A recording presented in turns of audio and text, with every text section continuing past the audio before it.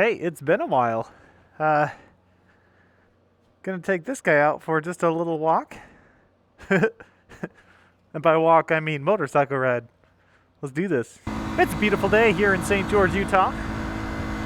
It's quite nice. Probably in the mid 70s. Quite lovely.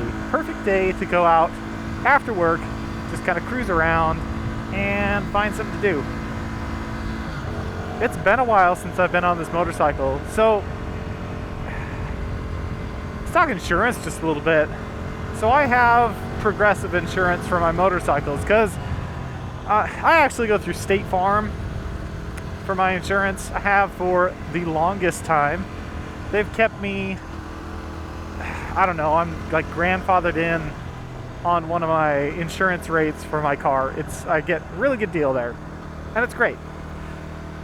When it comes to motorcycles though, if I want to bundle it, they're going to make me pay an arm and a leg and my firstborn for just, like, it doesn't matter if it's a small bike, if it's a big bike, if it's a really big bike, they'll charge you a crazy amount. It's insane. So there's a couple of different insurances. The cheapest one with like unlimited miles that I found is Progressive. Progressive doesn't really care whether you have like a Rocket, a 650, 4-cylinder, or just like a derpy, super slow thumper.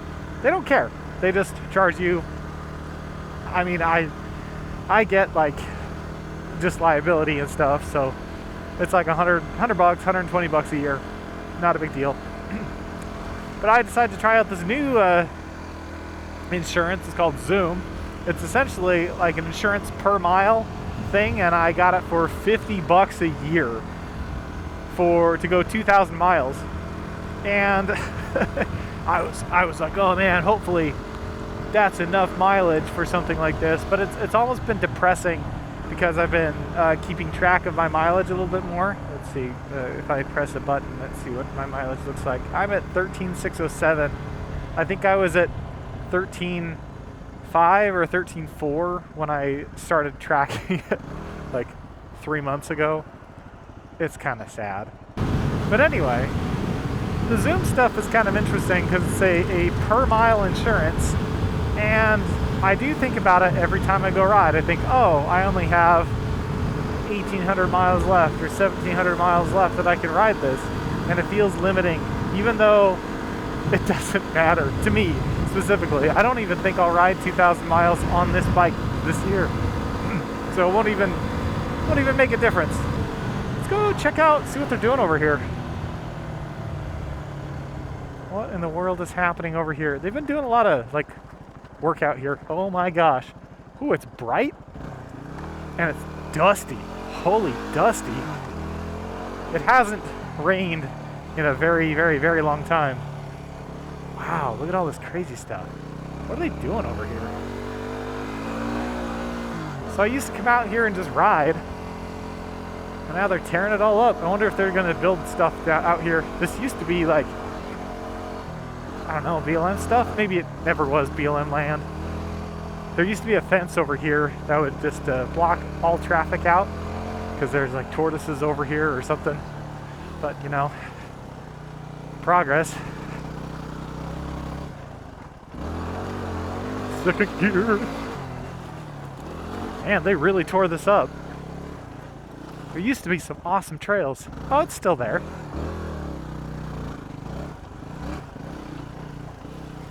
Oh gosh. They really tore this up, didn't they? Ooh, it's kind of bumpy. Man, there used to be such sweet trails out here, and they've ripped it all up. They've destroyed it all. Maybe there's still something. Let's check it out, go a little deeper.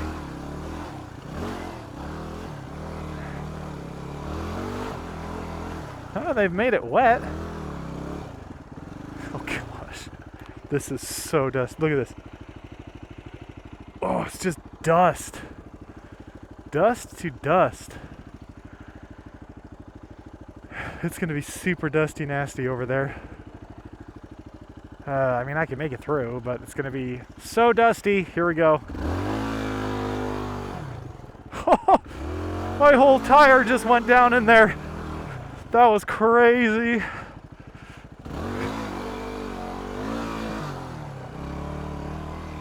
Well, I don't think they got rid of all of it. Maybe they did. I don't know.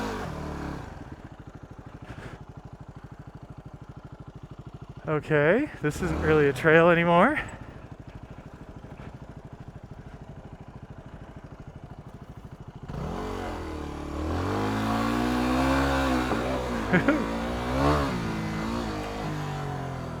Okay, there's still some trails. Okay, I'm happy. They didn't get rid of everything. Oops. Second gear. Oh, it is so... it is so sandy. Or not sandy, it's just so dusty. If anybody has ridden this trail, it just gets more and more and more dusty because it hasn't rained in such a long time. It's kind of, I wouldn't say it's like sketchy, but you do have to be careful because there can be like zero traction if you've had a lot of traffic. It hasn't been too much. I love this. Oh.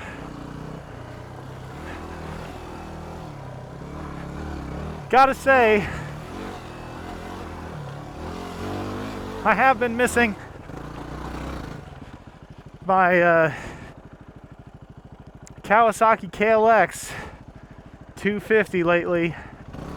And it's kind of a silly thing because this bike is awesome. I love the suspension on it. It is my favorite suspension that I've ever had.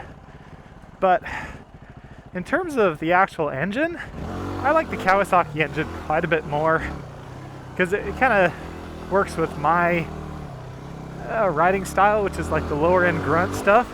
This thing is so aggressive. I'm getting used to it. Like, it's a high revving engine and it loves to rev. Like, it loves to rev. And I like revs as much as the next guy. I think one of the issues that I have with it is that when I'm doing really low speed stuff, sometimes I get flame out on this thing. And I've never had that issue with like the Kawasaki. I mean, it was carbureted, so I would sometimes kill it just due to the carburetor being the carburetor, and I didn't know how to configure it. But I never had an issue with flame out. And this guy,